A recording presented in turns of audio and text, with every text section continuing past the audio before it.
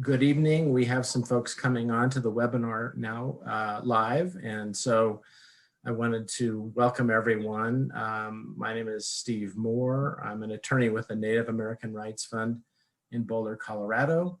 I'm welcoming you, and I will have a small role to play in this webinar, but I want to first allow other presenters who are panelists this evening to introduce themselves, and then we'll talk about the webinar tonight. It's entitled Preserving the Sacred, a webinar hosted by the Indigenous Peyote Conservation Initiative to discuss issues of peyote conservation and Indigenous healing in modern society. We have Sandor Iron Rope from South Dakota, Stephen Benally from ABNDN in Arizona, Colleen Roan from Native American Church of North America, and James Botsford, a longtime attorney for the Native American Church, and Miriam Volat, a representative from the River Styx Foundation and interim project director for IPCI.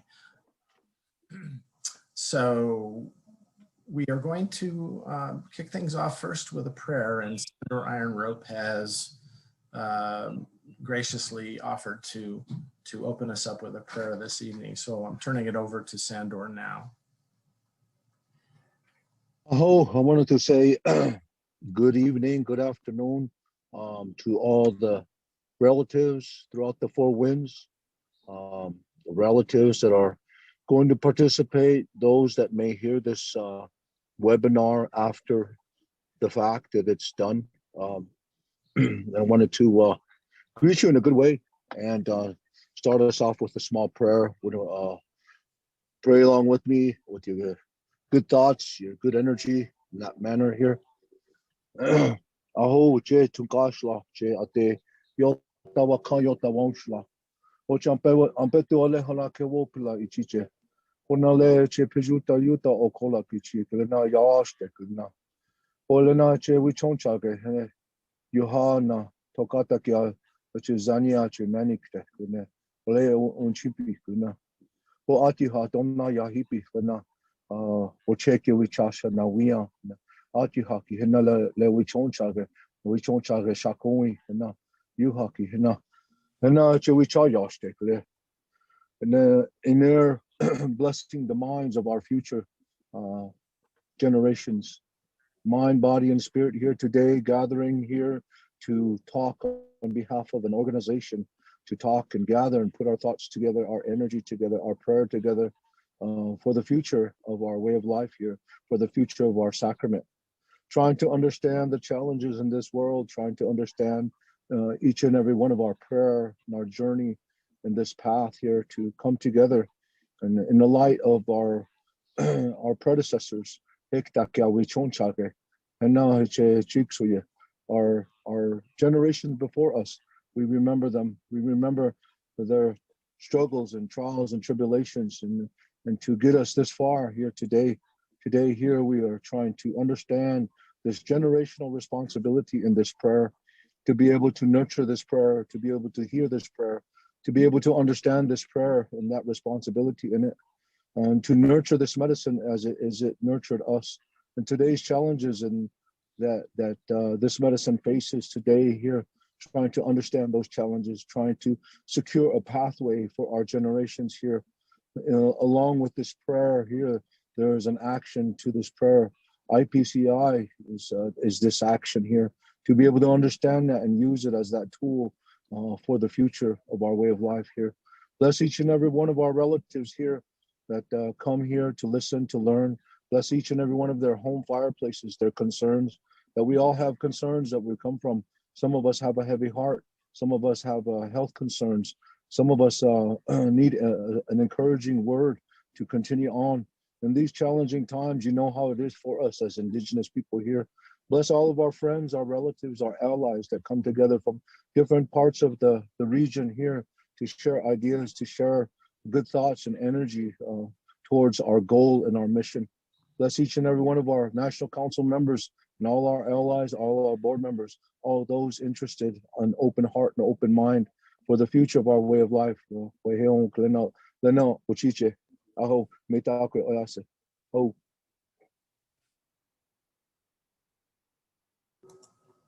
Thank you, Sandor. And I think at this point, we'll have each of the other panelists open with a brief greeting to those of us, those people who are attending the webinar, and just describe your relationship to the peyote way of life, and to the Native American Church. Yeah. So would Colleen kick things off first? Good evening, everyone. My name is Colleen Roan, and I'm currently traveling to Bismarck, North Dakota to attend the convention. And I'm here with my dad. I'm here with my son, and in that way, the connection was made for me. I guess pretty quite a while ago. And so on behalf of my family back in Arizona. Just continue to travel forth, and I just try my best, to speak on behalf of, my family members and their beliefs and their understandings of this way of life, and to try to assist in preserving and protecting our medicine and our way of life. That's what we all, strive to do in our lifetime, and that's what I'm trying to follow right now. Thank you. Thank you, Colleen. Stephen Sandor?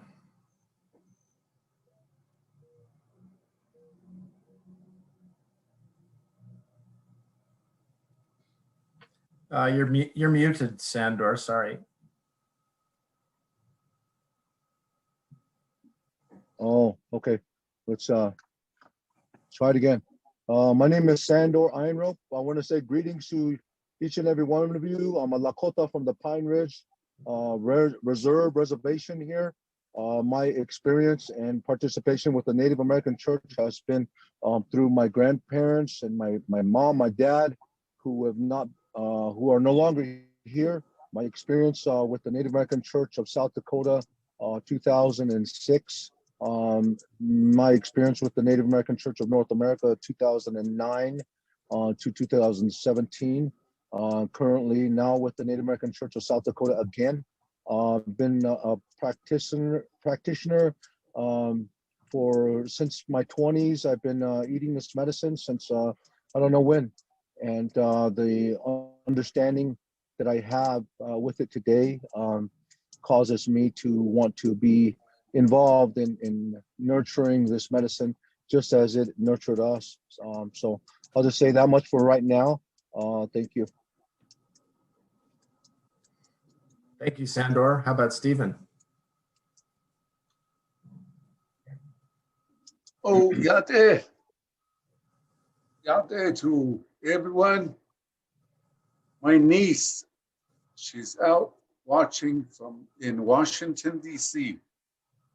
So, and I'm sure there's others across the country that have joined us here today.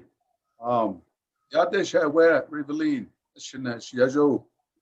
Yate. My name is Stephen Benali, and I've been a member of this this Peyote ceremonial way, as Sandor had indicated earlier, pretty much the same. My parents, my grandparents, they grew up in this ceremonial ways, and that's pretty much been my life. And I guess the whole idea of wanting to preserve and protect and conserve this way of life all has to do with wanting the very same for my children and my grandchildren. And what was done for us way back in the day is what we want and what I want to do for generations coming, to make sure that they have a chance, an opportunity to live this way of life and to enjoy this.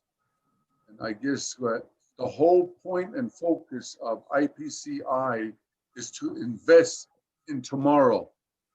What we need to do today to assure that tomorrow is going to be well for those that are going to be there at that time.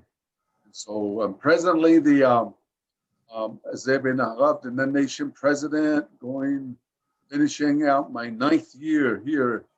Another week, I think, June 26th. And then I'll be having others taking over from there on out. But I know I'll continue to be involved. Cannot afford to let this initiative go because we've got so much vested in it that we don't have a choice but to continue to work with it and to continue being a part of this this movement, a real good peyote movement. Thank you. Thank you, Stephen. How about Mr. Botsford over there? Good evening or afternoon to you folks, wherever you are. I'm James Botsford. I'm mostly retired Indian rights attorney.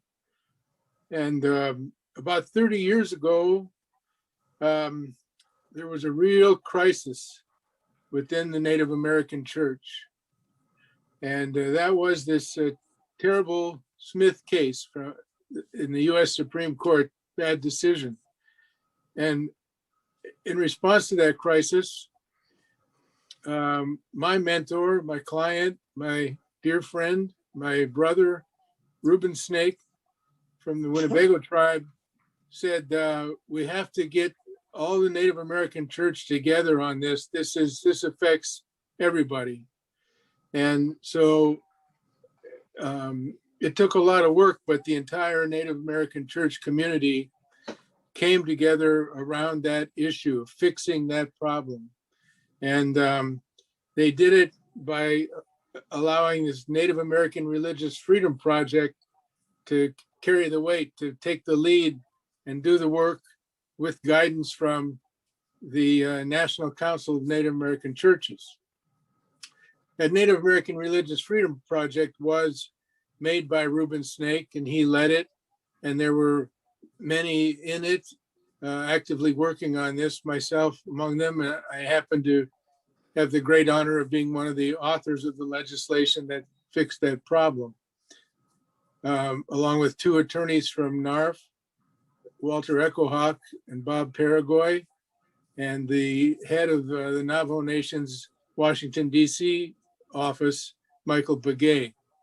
The 4 of us and some good staffers and a lot of guidance from the Native American Church community and the leadership, National Council, we came together and we solved that crisis. And then everybody kind of went their separate ways, as is normal, and the church thrived. But meanwhile, in the background was happening the portents of a new crisis, this supply and demand issue. For a variety of reasons, that problem arose and turned into a real crisis. And once again, now 30 years later, there is a crisis affecting all of the Native American church. And all the Peyote people, ABNDN, I want to especially mention too. So I think it's imperative, based on our experience, my experience working with Reuben, solving that unbelievably big crisis 30 years ago. This is another one that is getting to be as big a crisis for you good Peyote people among the indigenous population of this part of the world. So I hope that the entire Native American church community can come together again around this new crisis. And fortunately, there's this organization called Indigenous Peyote Conservation Initiative, willing to carry that water, do that work out front, like Reuben's project did 30 years ago.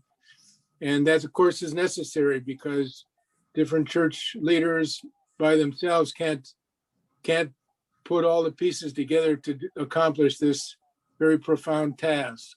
So I'm honored to be able to serve still, though retired, in kind of an advisory capacity with IPCI, and look forward to doing more with that organization in the context that I just described of just solving the next critical moment in your history, so that, as I've been listening to already, so that the future generations can continue on this precious way of life. So I'm happy to be with you and look forward to listening to these speakers this evening and the good questions that hopefully will come in from around the country. Thank you. Thank you, James. And I'm sure that everyone in the audience, many of them will remember you and your decades of service to the Native American Church. And I wanted to remind people that there is a chat function with this webinar, and we encourage you to send questions through the chat function so that we can make sure that we respond to any specific questions that you have. You know, I will say, since it's forming over the last 3 years, IPCI, as we call it, has attempted to put a lot of information out and make information about the project available through representatives of the Native American Church organizations that make up the National Council. Most of that has been, you know, in written reports. We also have the website, www.ipci.life. We encourage people to go there, and there is an email there where you can ask questions.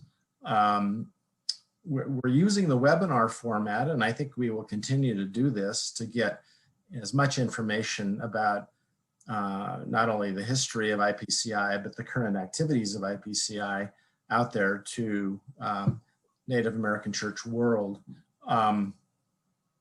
Because there are some misperceptions. I don't think that we need to beat around the bush about that, about IPCI, the purposes of IPCI, and the motives behind the foundation of IPCI.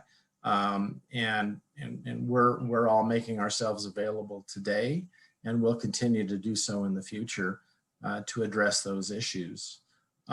Before I ask Miriam to make a brief opening remark on behalf of River Styx Foundation, I did want to mention that NARF has been a part of the foundation of IPCI, and before that led the funding, made the funding available to fund the PRP, Peyote Research Project 1 and 2, out of which emerged IPCI. James has mentioned the crisis facing the Native American Church. Those of us who look at these issues day in and day out are convinced that there is a crisis in supply and demand. And we'll talk about the internal and external factors that create that crisis. I will say, in recent times, the recent arrests have been of non-Indians buying peyote in South Texas. We think from the licensed peyoteros. We're also aware of smuggling now of peyote from Mexico crossing the border. And I think the smuggling is a result of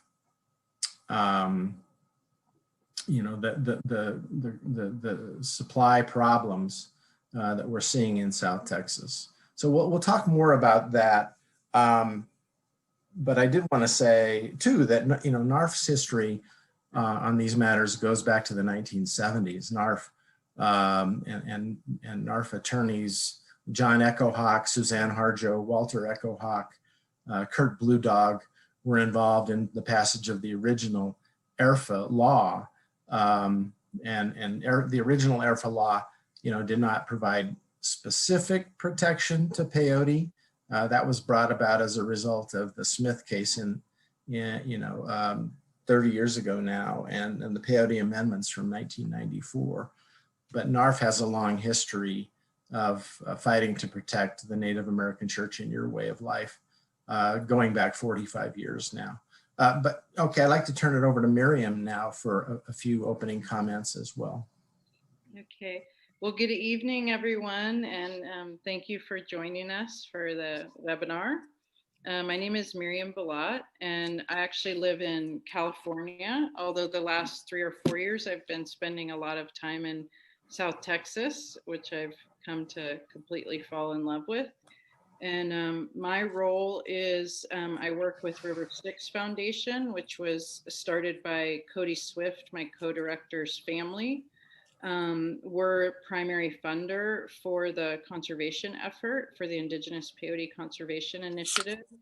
And the reason why we're funding the initiative is because Cody's grandmother is the daughter of the person who started the UPS Foundation. And she inherited a good amount of money, which she put into a trust, made a foundation, and said that the purpose of that money was to do good in the world. And when Cody was young, he took over the running of that foundation. And about 5 or 6 years ago, he heard about the results of PRP1 and PRP2 and heard that there was this beautiful religion called the Native American Church that existed in the United States. He didn't know anything about it before. And as he learned about it, he realized that this was something very valuable to a lot of people and was worth protecting.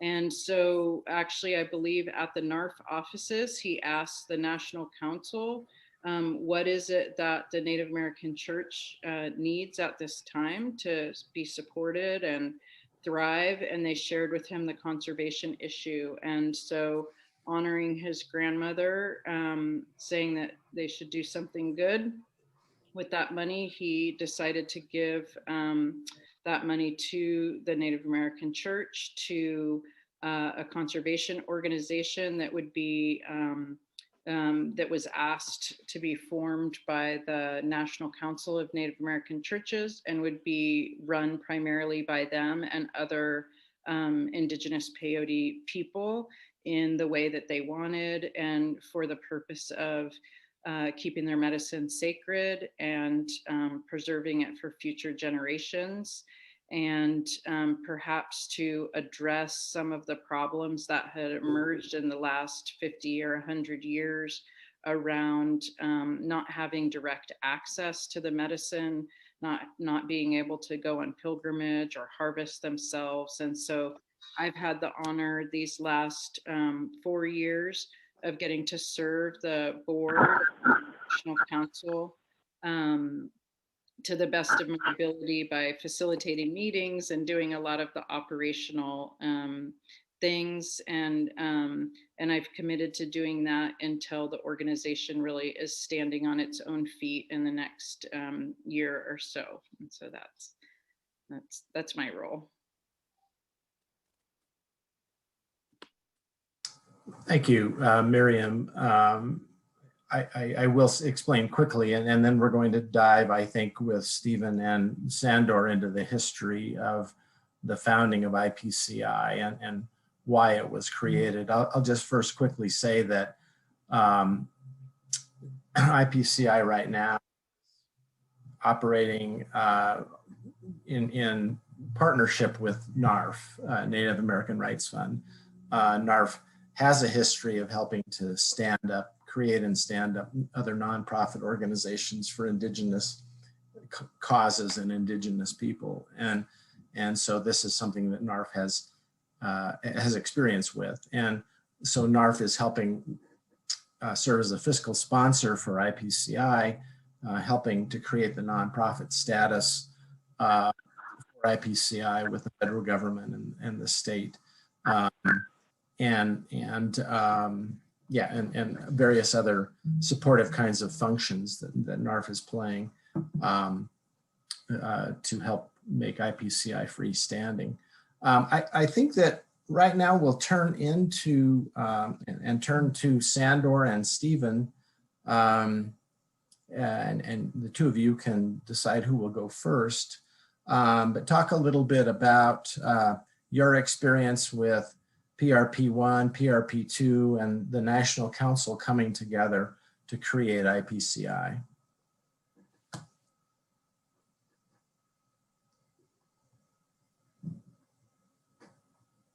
Okay. Once again, good afternoon, my relatives.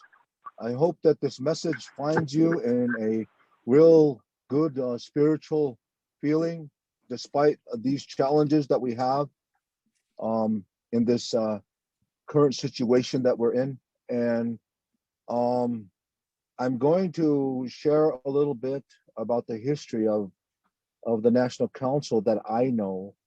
And in doing my presentation, I want you to know that my heart is in the right place. My spirit is in the right place. My mind is in the right place. I want this information that I share with you to continue to be the seed that you help water and help grow. And my experience with this medicine and this way of life has become a internal understanding of myself. We can pray and do these movements, but there has to be action involved in our prayer. And to my realization of my responsibility, the generational responsibility. And so through that, this medicine and has led me on a path, a spiritual path, like all of us. But you know, it's a generational responsibility, and I will say time is of the essence. Time is of the essence. We have so many relatives that have passed on that we should have recorded, that we should have recorded their knowledge and their perspective about a lot of Indigenous matters, but we didn't. Time is of the essence because today it's about a mental health concern, a mental health concern.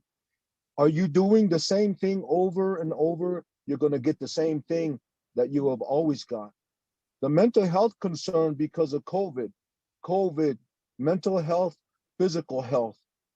This is a mental health crisis that we have always been in because of colonization, because of the forced trauma assimilation in us as Indigenous people. This has been a mental health issue from the get-go. The psychological ramifications of colonialism embedded in our mind to try to decolonize ourselves in how we think, how we operate, and how our organizations operate. So today, when we talk about IPCI, the Indigenous Peyote Conservation Initiative, it comes to me in that manner. It comes to me in that generational responsibility. You know, and the National Council in my tenure, in 2012, we started meeting because the National Council came together in the early 90s for lobbying for this change that we all enjoy today, you know, the amendments of 94. And that was instrumental. The National Council at that time, my grandpa Scott American Horse was the chairperson for South Dakota at that time. Various other menfolk in charge of their organizations coming together and supporting this initiative. And that's how I know the National Council. And we have come together as the National Council when national issues has presented themselves. The eagle feather issue, we came together. And I recall calling upon Stephen Benally and his support and his understanding, his perspective, as we gathered South Dakota together and to try to understand these issues that were presented to us. You know, these concerns that memberships had about peyote way of life, about who's going to, be authorized to do this, who should attend. There's always been these concerns across the table. And they would come to the leadership, you know, and the leadership, I would say, that is not, we're not the enforcers of the law. there are law enforcement. And so we would have these challenges on the table about what we're doing with these issues, the peyote, the eagle feather issue, prisoners' rights and support, and then this other issue that people may have not fully heard about, the TSA issue. And that issue started with myself in San Antonio, but it was an issue that I took up because other members were going to be enduring the same issues, the lack of cultural understanding. So any time that we have gathered, it has always been the National Council. When we went to Washington, D.C. for the TSA issue, it was the National Council, because each and every one of our organizations have members that would be, affected by the outcome of what we're doing. So the National Council has been meeting periodically since I was involved in 2012. And PRP1, when we started looking at the issues of peyote, Texas DPS was in charge.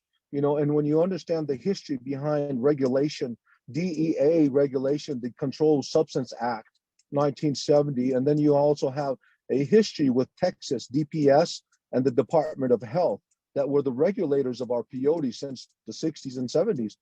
And I'm not super old, but I do remember in the 60s and 70s when the supply of peyote was a concern. It was a concern because I heard my uncles and them talking about it. So it started a concern about supply and demand, the issues of harvesting, how our medicine was being harvested at that time, and the people involved in the harvesting of our medicine. PRP1 was reflecting those concerns, and the health of it was a concern. There was concerns that were coming to the table that said, people are harvesting medicine that are small. They're not healthy medicine. They're all mushy. There was blood on my medicine when it came. I don't get what I paid for. And there was an array of issues that came across the table. And so when we were looking at how do we meet these challenges here, and talking about these issues, we brainstormed as the National Council and with our allies to really come up with a plan. And we had a continuation of this plan into long-term and short-term goals. And the final reports of PRP1 and PRP2 and other data will reflect that there has been a supply and demand issue from the get-go, and the health of it. And I say the health of it because the health of it is so important of what you receive. For instance, if I give you a glass of water that is contaminated, and I give you a glass of water that comes from the spring, you may not know the difference of it because it looks like clear water. But if you drink this water here, it's contaminated, you may get ill. If you drink this other water, you may feel a little bit of rejuvenation. In the same sense, it took like Dr. Emoto's study on water to really get people's attention once again. In fact, that Native Americans have always been talking to nature. We have been always talking about, giving spiritual offerings to different plants and different medicines that our medicine people use, different herbs that we use. There's a vibration, there's a song that goes to that plant. There's a conversation that happens between that harvester, that spiritual person, that medicine person, and that plant. And that plant hears you. It hears you like the water can hear you. And so indigenous people have always been talking, but somehow because of the system that was implemented, because of this colonial system, we got used to it, for somebody doing it for us, harvesting the medicine for us. When Grandma Amada Cardenas was around, there are numerous stories about her taking different relatives out, and a lot of my Lakota relatives out, to go harvest. And it wasn't about money. It was just about the healthy exchange, a healthy energy exchange, and that spiritual harvest that happened. So there has always been a concern about supply and demand, and about the harvesting techniques that are implemented today. And if you want to be healthy, you have to be mindful of what you are ingesting, how you have received whatever that is you're ingesting. You know, like we all know that when food is prepared, it has to be prepared in a certain way and by a certain individual, because that food, that energy transfers to that food, and you feel that energy from that food. You know, those of us that grew up in that certain way, that we know that. And so in the same sense, your spiritual harvesting has to happen. You can't be lazy. You can't be lazy. And the old paradigm of spiritually harvesting medicine is still intact, and in fact should be the way that we are doing these things today because of the health of it. The health of the matter concerns. COVID-19 should have taught us all something. It should have taught us to wake up. It should have taught us how to hunt better, how to be a better hunter, how to be a better person, how to be proactive in ensuring the health of your children and your generation, ensuring the health of it. So today, time is of the essence, and what are we leaving our grandchildren is the question that I ask myself. And to be involved into something that is meaningful, something that is worthwhile. And so the creation of IPCI has developed from the conversations of the National Council in light of all of these issues that were up against us. And so the old paradigm of operating becomes the new norm for IPCI. The organizational structure is structured not in a Western concept of Robert's Rules of Order, but it's structured in a traditional sense as the National Council, and written in that sense as a decision, a consensus decision on matters. And so when we sit in this circle, you know, IPCI, we respect each other. We talk to each other in the fact that as though we were sitting in ceremony. We respect each other in that matter. And so these organizations, our concept changes from the Western concept of Robert's Rules to a traditional concept of a council. And so when we talk of issues on the table here, we hear each other out. There is always this prayer and this medicine in front of us, and when we're talking about these things. The creation of IPCI is a brainstorm of many different Indigenous people and allies. And so we embrace what IPCI is today because it gives us hope. It gives us hope for the future because it's a tool that can be used to foster the mission of a lot of Indigenous organizations in the matter of conservation, preservation. And in most organizations, you will have their mission statement. The mission statement, somewhere in your mission statement, that is the purpose of why you are organized. Why are you organized? For this mission and this purpose. Somewhere in your constitution and your mission should be the protection of the sacrament peyote. Somewhere in there, the protection of the sacrament peyote, somewhere. And for that purpose here, IPCI becomes a conservation tool. It becomes the workhorse of a prayer.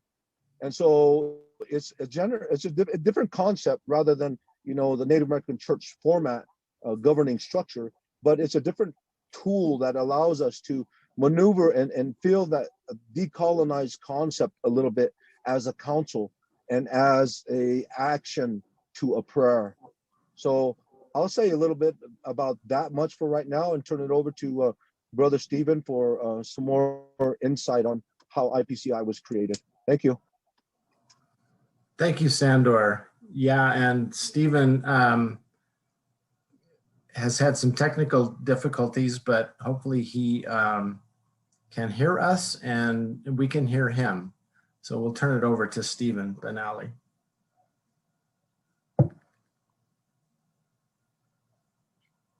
You're on mute right now, Stephen.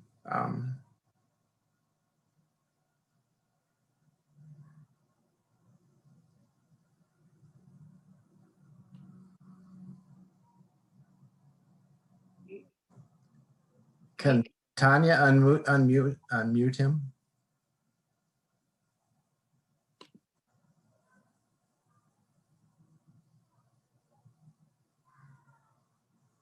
Okay, there you go. Okay.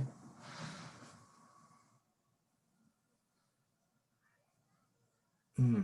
I still can't hear him.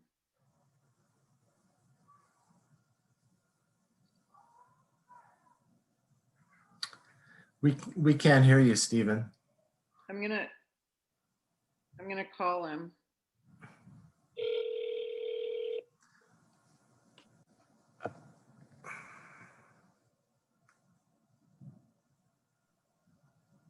We'll have to go back to old sign language.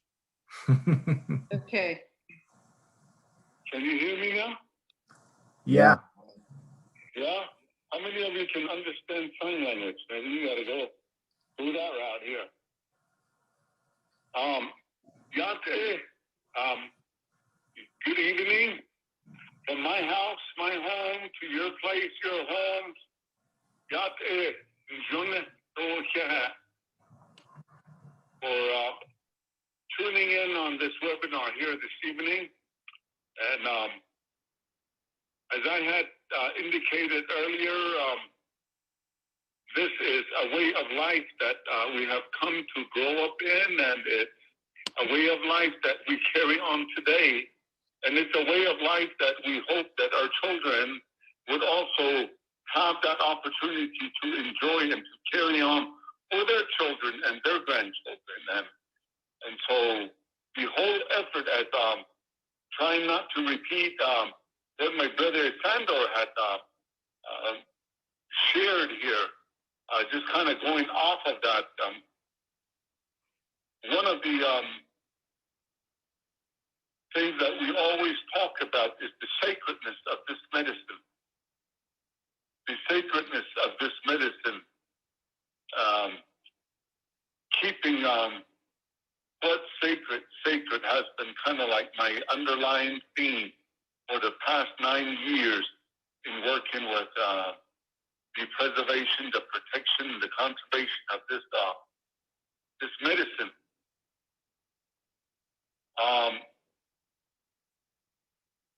It's always been a medicine, a divine living plant that is just like us.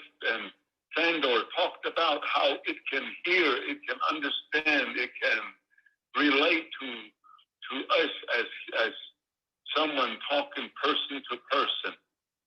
And in order to make that connection, there's a certain protocol and a certain process that has to be followed to gain its ear and to gain its attention, and to let it be known your purpose for calling upon its help. And so there's that reconnecting that we talk about, that we have, it seems like, not been available to us. And the sacredness of it has also been compromised to a certain extent, I feel, due to the way the structure, the Western setup, the classification, and then the laws that have been put in place, and down in South Texas where the fences have been put up and Peyote have been put in place to provide the harvesting for all these peyote users. And so the ability to, I was able to get onto the land to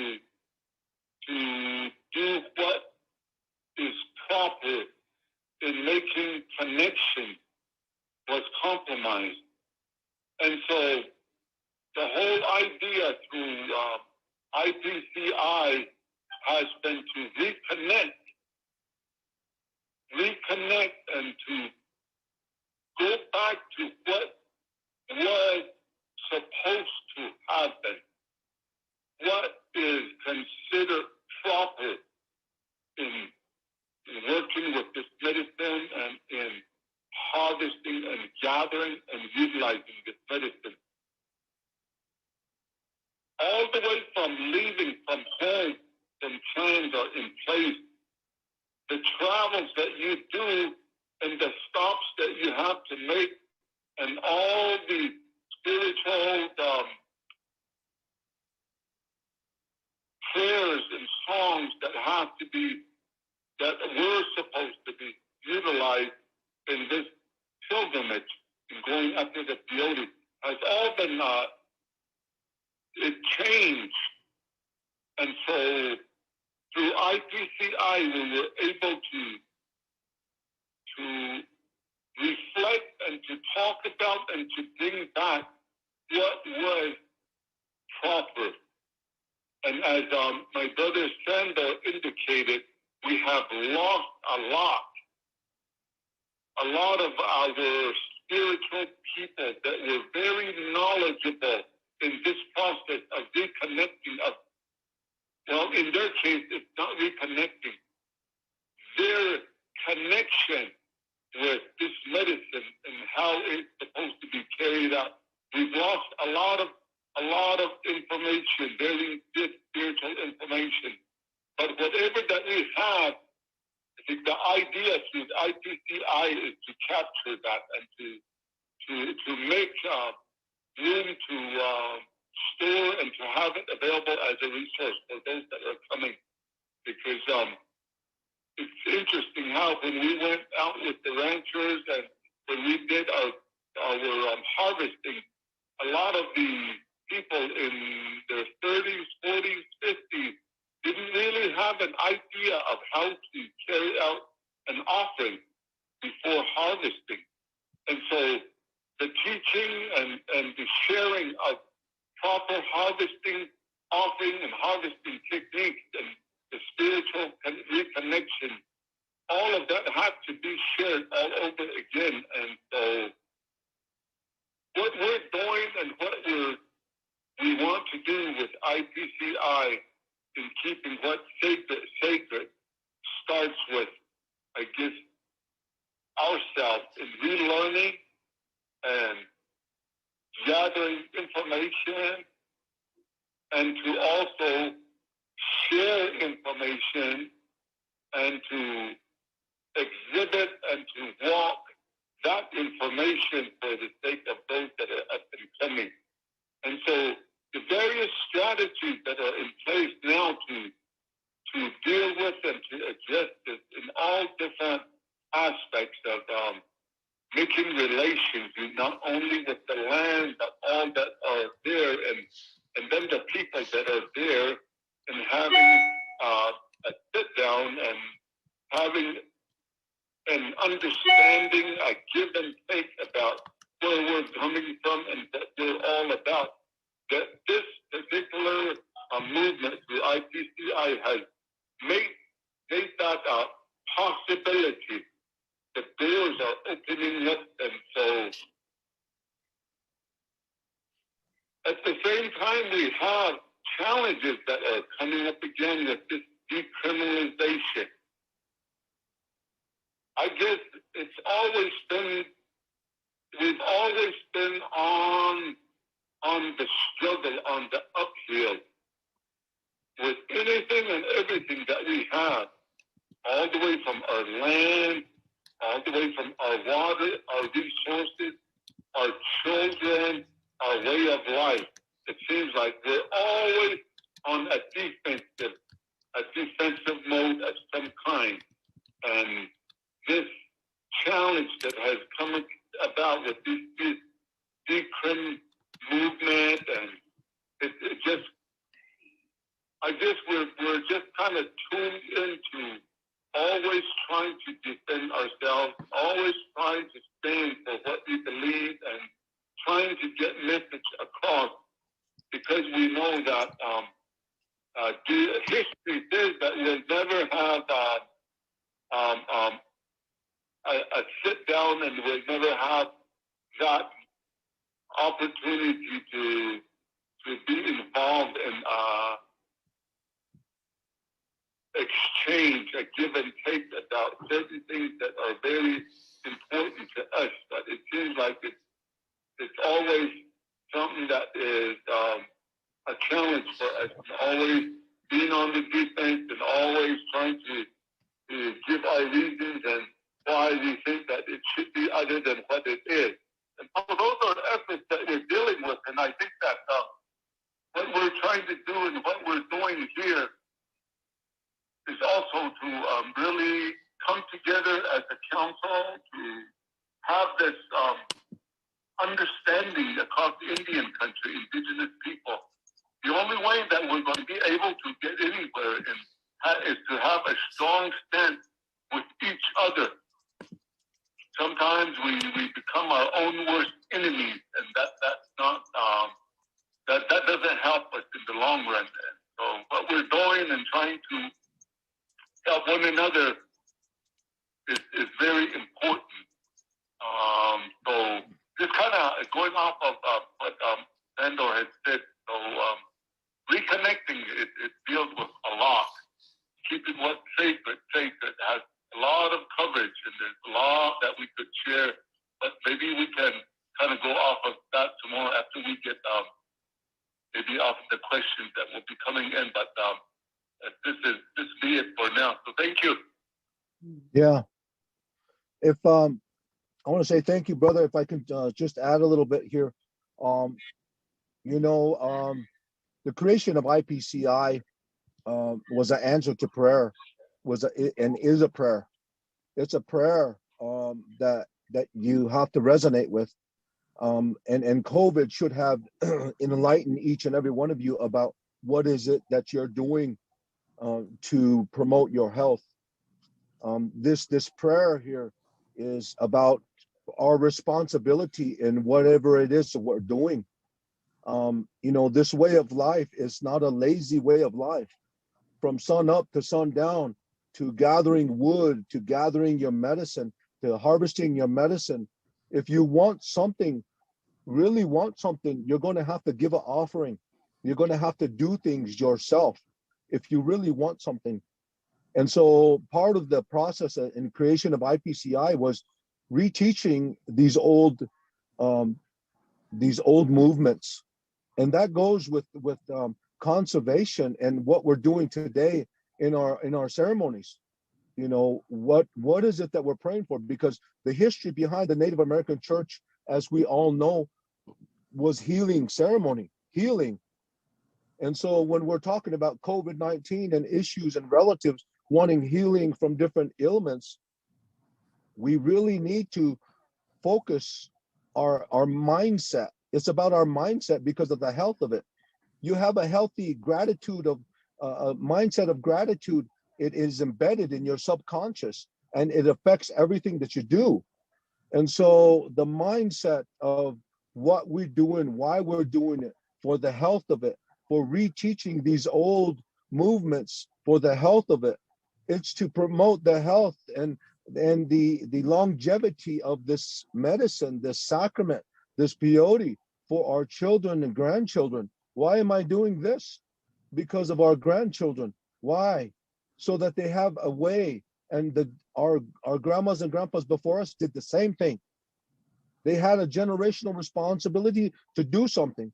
And when you open your eyes and look at things, there's a lot of challenges today with our medicine. The challenges, aside from the decriminalization movement, is going down there and finding healthy medicine, not just medicine that somebody wants to sell it to you just because they want to sell it to you. Or where is that medicine coming from? How did it get to you? Was there a prayer? If you really care about this way of life and your children, it's time to wake up, and realize what is happening. The creation of IPCI is not a political creation. It's a humble prayer to prayer in action. IPCI is an auxiliary organization. It's not a Native American church 501c3. It's an auxiliary organization. And someday we would have Indigenous leaders to facilitate all this, but like-minded people came together for the creation and the preservation of our medicine. It's important for us as Indian people to put away our bad mindset and to try to unify on the purpose of our health. What are we doing? I promote health in my everyday life. I promote it. I promote healthy thinking because it starts from a mindset.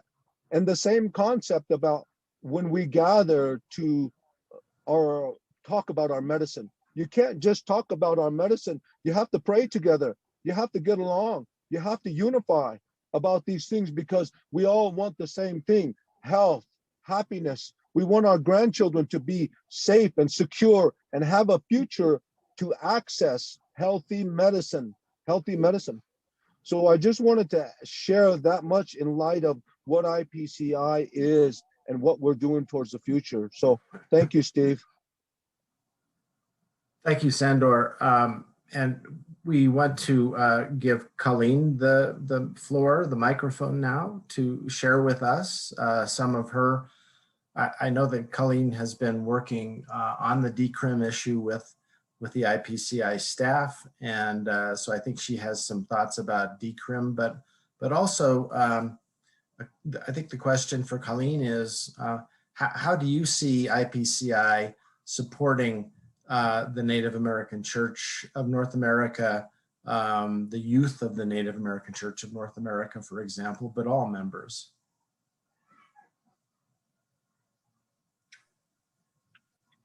Okay, thanks, Steve. This is Colleen Roan. I'm going to go ahead and just introduce myself a little bit more. Originally, I live in Window Rock, Arizona, and my mother, she's from Steamboat Canyon. My dad is from Sunrise Springs, Arizona. That's my clan. Kizachitni, that's my dad's clan. Kia'ani, Edeshanala, Ado Toswani, Edeshache. So I just wanted to introduce myself that way, to everyone, to our guests. And so with the question that was posed to me, I come here as a parent, I come here as a daughter, as a grandmother, as a granddaughter, as a sister, I guess, just one person, but we have many roles.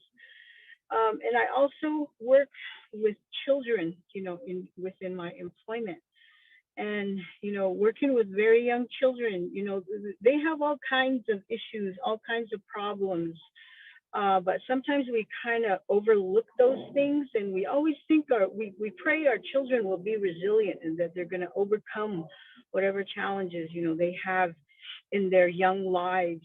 But, children need help. Children need help all the time. And we are just now in this age beginning to recognize that we need to be there. We need to be there for our children. We need to plan for them. We have to plan for the future for them, and we have to take care of them now. So, with that thinking, that's what I'm here for. And that's what I'm trying to move and participate with the Indigenous Peyote Conservation Initiative with the Communications Committee. And what I see is, with the trends happening, now, there was a lot of challenges that were mentioned with decriminalization, with the health and the welfare of peyote, with the consumption, with the need, and, there's everything out there in the world that is affecting peyote. So as individuals, what are we here to do? How can we help?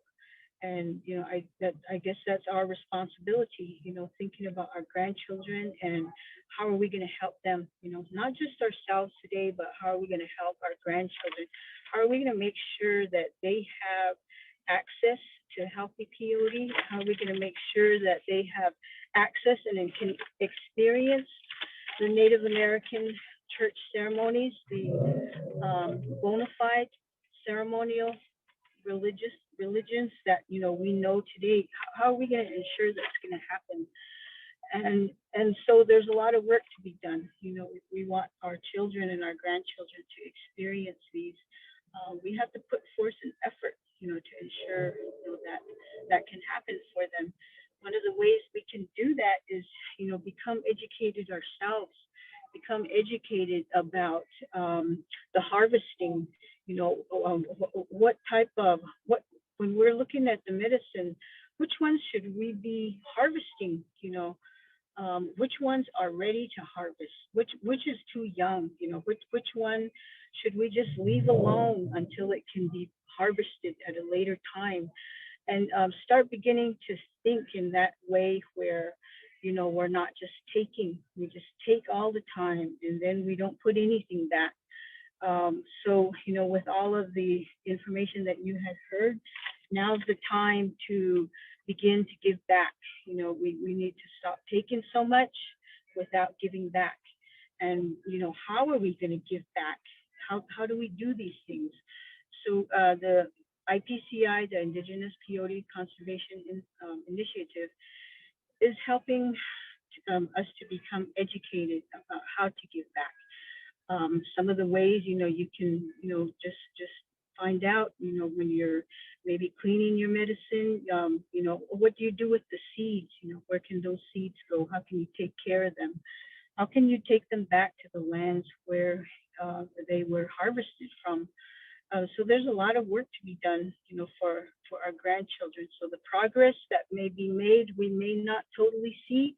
We may not, you know, be there to fully see, you know, what can happen. But the outcomes would be that, you know, our grandchildren in the future would be able to access and, you know, experience the ceremonies the way that we know them now.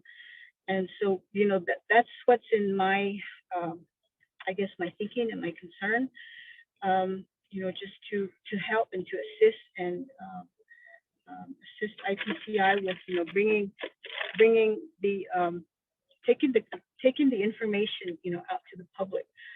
There's earlier you had heard that there's some misgivings or miscommunications. That's also our responsibility to go out and try to understand and seek out, you know, the resources that are, I guess, you know, the individuals giving out, you know, the current and appropriate resources, you know, instead of maybe just assuming and going from there. So, you know, when we think about, you know, how can we further this effort for our children, you know, we're all leaders, every single one of us, you know, everybody attending this webinar, you know, you're leaders in your own right, you know, so you're present here, you want to learn. And, you know, we're all that way as individuals, as, you know, parents, you know, we're like that for our children and our grandchildren. So this is what I just wanted to share, you know, right now. So right now, education is key for our young children. If we get to the point where, you know, some of the goals are met, where we can harvest, you know, that's going to be a whole nother experience, you know, in its own. So there's going to be education, you know, which of the medicine to pick, which is, you know, what is to be harvested now, you know, how do we do it? You know, there was already information shared about offering prayers and things like that. So within that, you know, it looks like we're going to head towards like a shift, a paradigm shift of how we know harvesting looks, you know, and I guess maybe we're there to start that shift, and with more education, more participation by everyone, you know, they're going to shift it a little bit more to the point where, you know, all those prayers said for the future generations will come to be.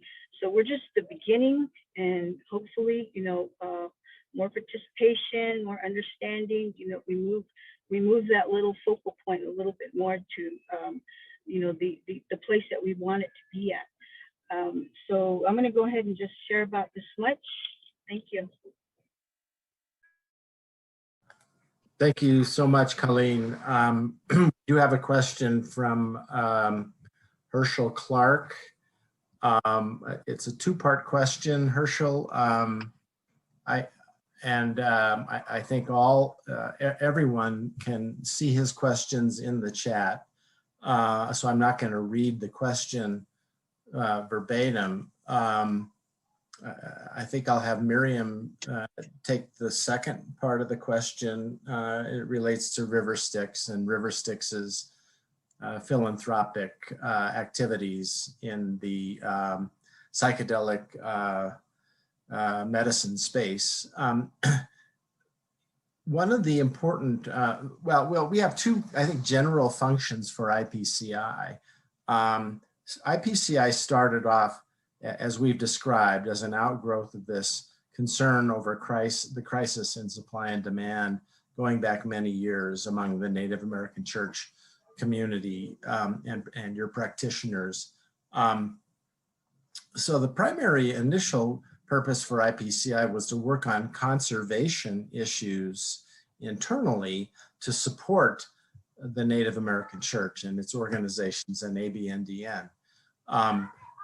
A couple of years ago, the decrim movement has really exploded in the United States. I mean, there's no other way to describe it, and I call it a white tsunami, because we're seeing local initiatives by local city governments, states, and even national efforts to decriminalize the use of various plant medicines.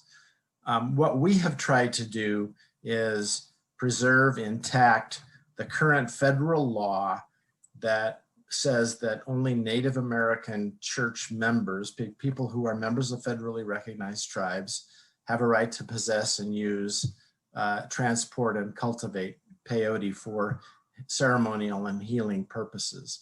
The 1994 peyote amendments that Congress passed, that James talked about, that the National Council came together to support in the early 90s, is that law that we're trying to protect, trying so that it does not get eroded by these local initiatives and state initiatives that are decriminalizing plant medicines.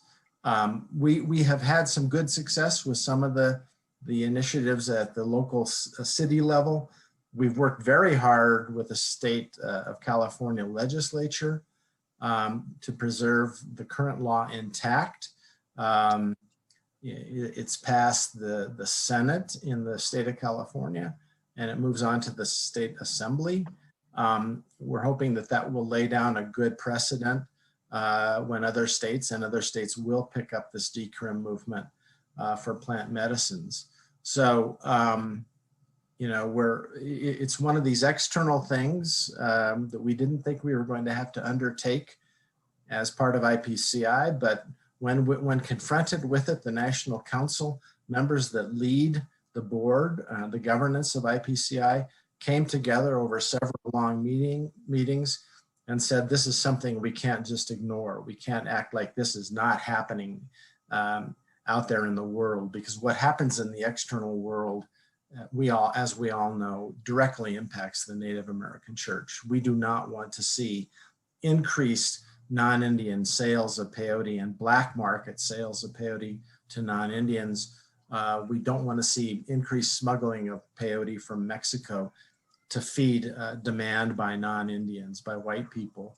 So I'll say that much, and I know Miriam wants to address the River Styx relationship to psychedelic medicine and how River Styx and other allies can work in both spaces to support plant medicines for healing purposes for the non-Indian world, yet at the same time be preserving the status quo for the Native American Church. Well, good evening again, everyone. And I imagine our board members or Carlene might have something else to say about this as well, but I'll share that River Styx Foundation 15 years ago got involved in supporting research on some psychedelics like MDMA and psilocybin to address mental health issues like PTSD and depression. And we continue to support some of that kind of research. As far as peyote and mescaline comes and is concerned, we have an unequivocal commitment to not engage in any way in pharmaceuticals, really not to engage in any way with this medicine that isn't requested of us by our Indigenous partners who are traditional Peyote people. And so we sometimes do get asked questions about this because the psychedelic movement is moving really, really quickly. And we've just unequivocally decided that we're not going to have anything to do with that, and that our partners don't ask us to do. And what our partners have asked us to do is to support with the conservation. The one place where we do sometimes make suggestions is there's now a movement in the psychedelic Renaissance space, this idea of reciprocity or reparations or benefit sharing. And when people ask us questions, we say that we believe benefit sharing and reciprocity are good things, and that if this psychedelic renaissance can lead to more support for Indigenous communities on their own terms, that we support that. So yeah, I just want to say again, we wouldn't, and the more we're in this, the more sure we are, but we would never engage in that anything having to do with this medicine. Our partners didn't ask us to. I sort of think of the National Council and other Indigenous Peyote folks as our bosses, and they advise us on, everything.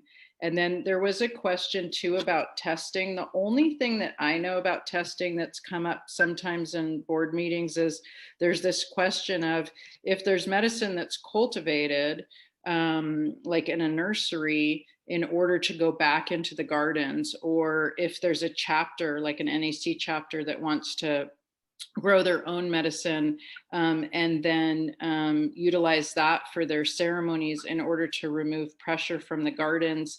There's this question of, is that medicine different? And IPCI and the board hasn't really decided how to answer that question. Like, is it testing? We have Martin Terry, who is our cactologist, scientist. We've asked him that question. So it's something that has come up, but we haven't done anything or made any plans to do anything about like sort of testing the difference. And but I could let the other board members speak to it. So hopefully that answers the question. Thank you. Yeah. Steve, if I will, share a little bit. Thank you. Yeah, thank you. There's a lot of questions about IPCI that the Native American Church membership may have in general. But I would say about this is an ongoing dialogue for IPCI to get this information out to you. Miscommunication is a factor. Misunderstandings is a factor that stems from a lack of effective communication. IPCI's webinar is an attempt to communicate directly to NAC memberships that are interested in knowing what we're doing. So I would encourage you all to share email questions as well after the fact here, if you would like to know more. But the 605, it's called the 605 because it's 605 acres in southern Texas, south of Grandma Amara Cardenas's. And some of you have been there. A lot of work has been done on that land by my family, various families from the get-go, really putting in work to make it what it is today. And it's a continued development that is a vision of the future. There's a conservation site that's being built out of adobe. Currently, there's a germination chamber there. And I encourage each and every one of you, even if you are, your chapter is not affiliated, to really engage and go explore and research it yourself of what IPCI is doing. Our next board meeting will be in the fall time, and hopefully movements around the 48 is a little bit more easier, but I would encourage direct access and communication and see what we're doing down there. It's reteaching what a mature medicine is, the crown, the stem, what is the root, how to properly cut it. You know, our youth were engaged with the ABNDN chapter and really exploring that educational spiritual harvest. And so it's a continuum. And I encourage a lot of our leaders, you know, unfortunately, a lot of leaders that sit behind that medicine have never even visited the medicine in its own home territory.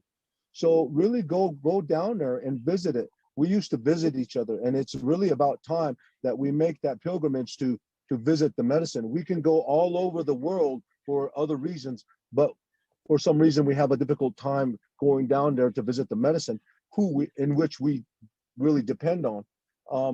And the other thing about, you know, the conservation issues, there's a lot of strategies about what we want to do.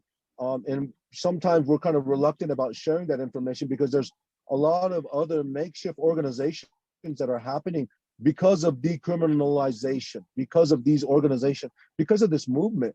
And the misconception about IPCI and decriminalization is that we support it, when in fact we are trying to educate people to leave the medicine alone, that there is a federal policy already implemented that decriminalizes peyote for indigenous use. We are trying our best to share that information out there.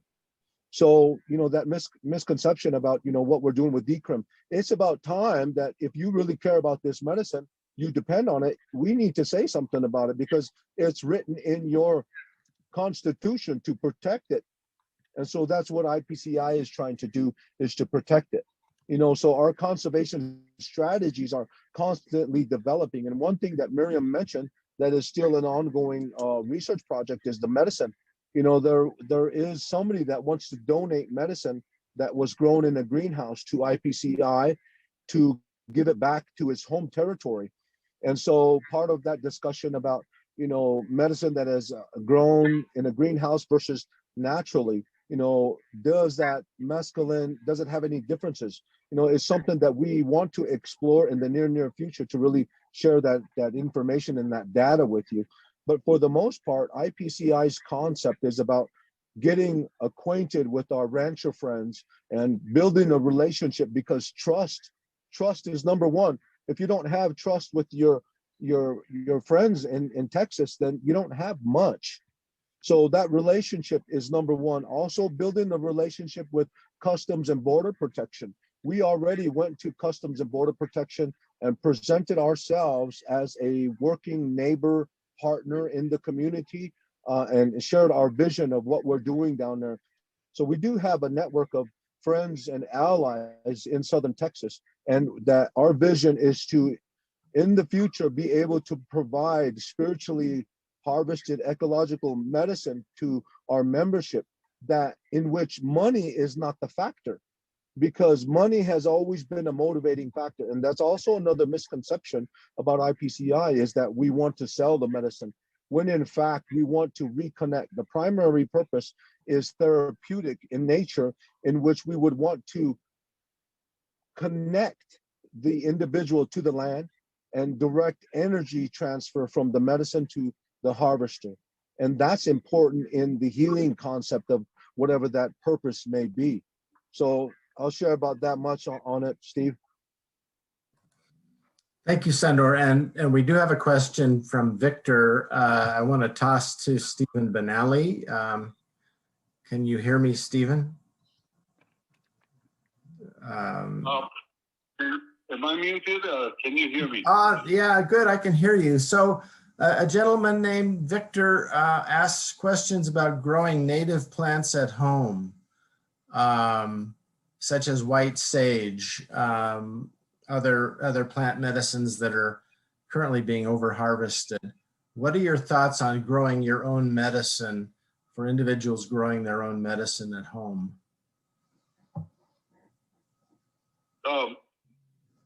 Maybe I'm kind of going off a little bit of what my brother Sandor just did as well.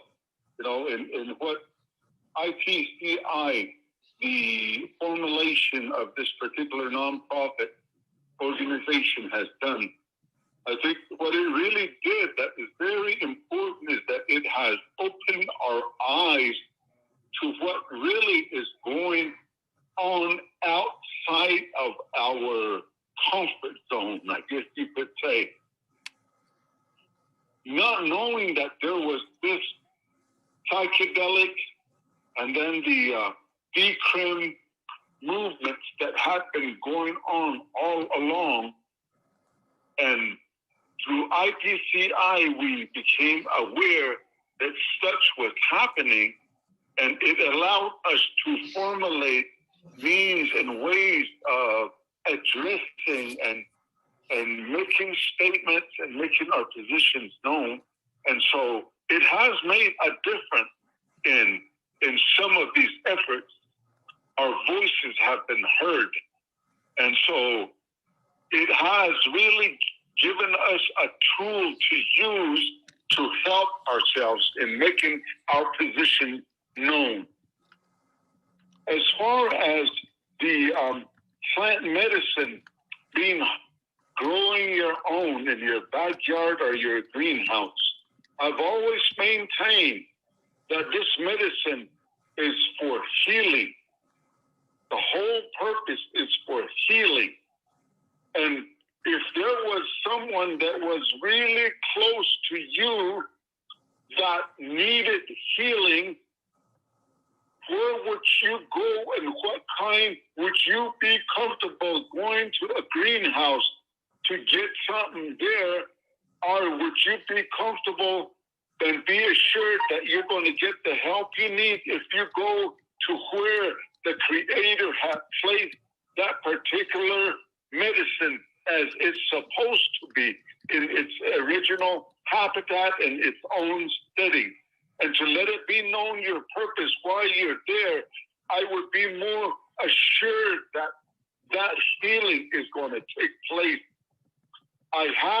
We have had that experience. So in our testimony in what is rightful and what is righteous spiritually in getting this medicine to take care of our needs is based on that, as opposed to, I cannot say the same for anything that is grown in a greenhouse. I have not had that experience yet. And so protecting what is there in its original habitat, I think that's where we need to do what we need to do to take care of what we need to take care of. And if push comes to shove, maybe there's other alternatives we might be forced to look at a later time. But for now, taking care of what is there for us is important. And I think there's questions about how IPCI funders are coming in, and they are also funding other organizations or incorporations or whatever. But as far as we're concerned, I think with me, Sandor, if we sit that behind that medicine and say that this is a sacred medicine and this is what we're all about, we are not afforded any leeway to lie or to do something other than what we were trained to do by our grandmas, our grandpas, and we're held to that, and there's no alternative. And so what we're doing and how we're moving with this is based on how and why we were given this opportunity to be where we are when we sit behind that medicine, and then we take that outside that TP and everywhere we go. So I think that's just the way it is, and that's how it's going to be. And so just kind of going off on that, the question and a little bit, adding a little bit more. So thank you.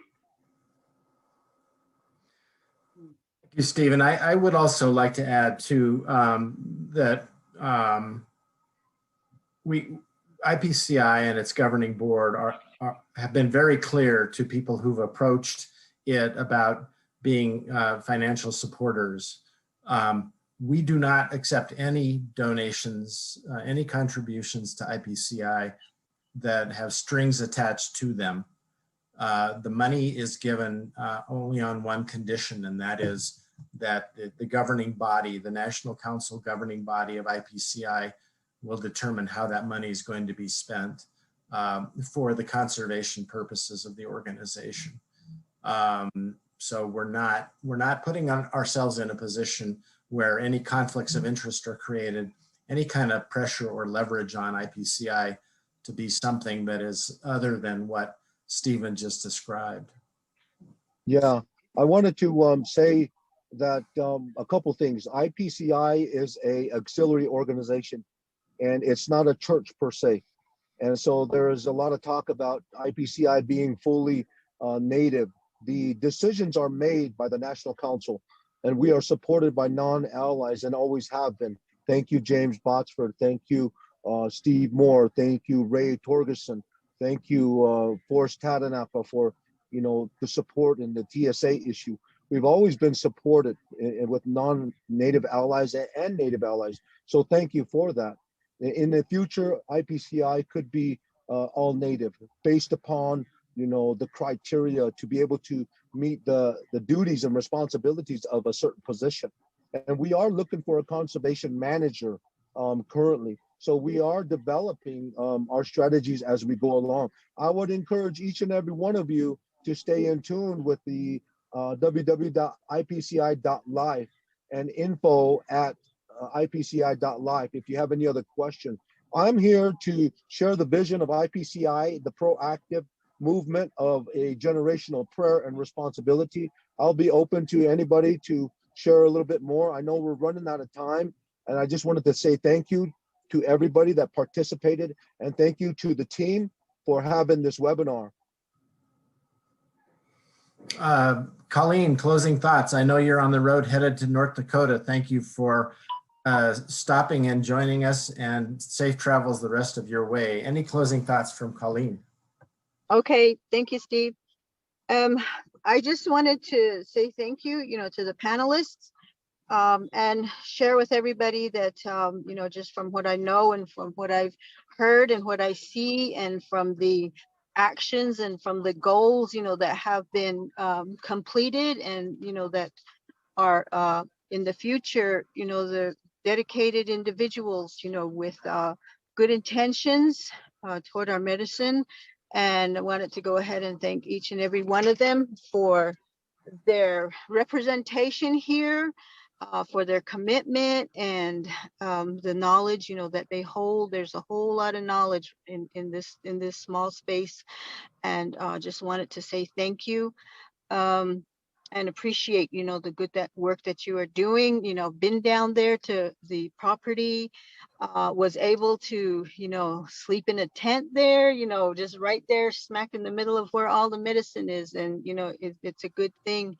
It's healing just to, be down there and walk the grounds, and also, appreciate being there with my dad. It's an opportunity, for me. It's a lifetime opportunity. Just hope that, everyone one day will, have that opportunity as well, to be there, see the harvesting, happening, with the young children, see the medicine in its natural habitat, and experience, that energy exchange that Sandor was talking about.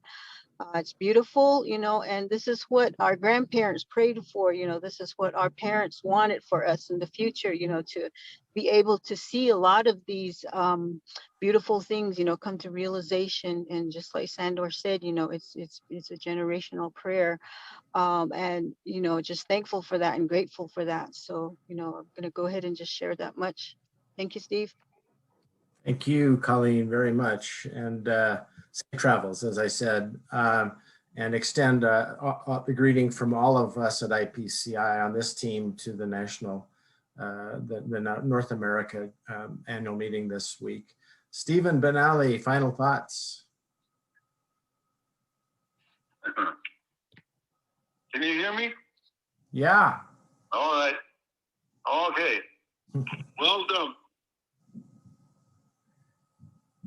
IPCI, any new setup that happens, there's always questions, and so I think that further dissemination of information and follow up on information and questions, and I think is very important because a lot of what we have to share, I think, is not doable within an hour and a half.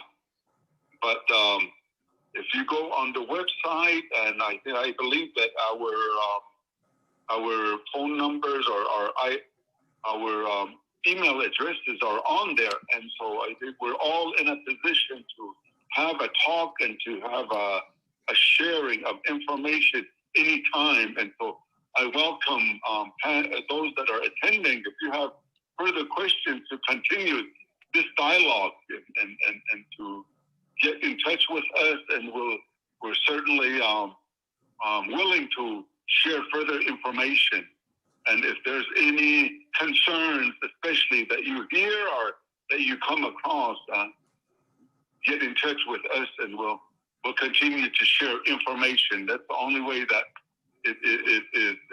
we'll be able to give rightful information, is to follow up on them. And so I welcome further dialogue. So thank you. Thank you, Stephen. We are in the process of working to revamp the website to make it more effective as a communication tool and device.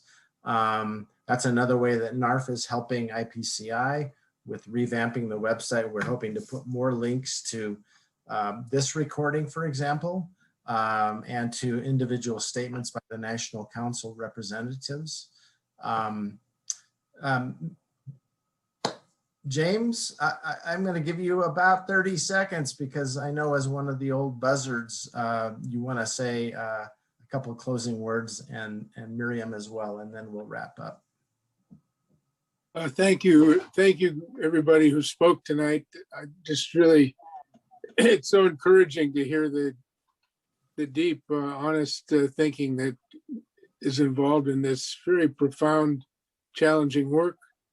I want to just say that I was honored to help Ruben with this huge crisis that befell the Peyote way of life 30 years ago.